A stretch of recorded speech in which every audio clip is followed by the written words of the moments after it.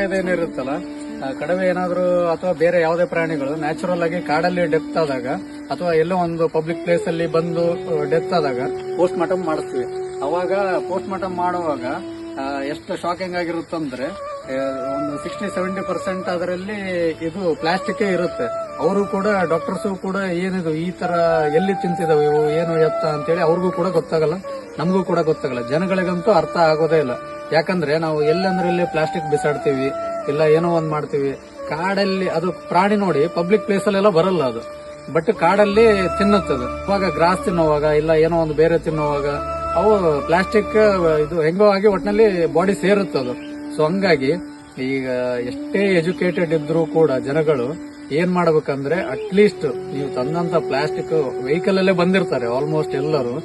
ತಮ್ಮದೇನು ಡಿಕ್ಕಿಯಲ್ಲಿ ಇರುತ್ತಲ್ಲ, ಡಿಕ್ಕಿಯಲ್ಲಿ ಪ್ಲಾಸ್ಟಿಕ್ ಅನ್ನ ಇಟ್ಕೊಂಡು ನಿಮ್ಮ ಮನೆ ಹತ್ರನೋ ಅಥವಾ ಯಾವುದೇ ಒಂದು ಮನೆ ಹತ್ರನೇ ಹಾಕಬೇಕಂತ ಏನಿಲ್ಲ, ಎಲ್ಲೋ ಒಂದು ತಿಪ್ಪೆ ಅಂತ ಮಾಡಿರ್ತಾರಲ್ಲ ಅಲ್ಲಿ ಆದ್ರೂ ಹಾಕಬೇಕು.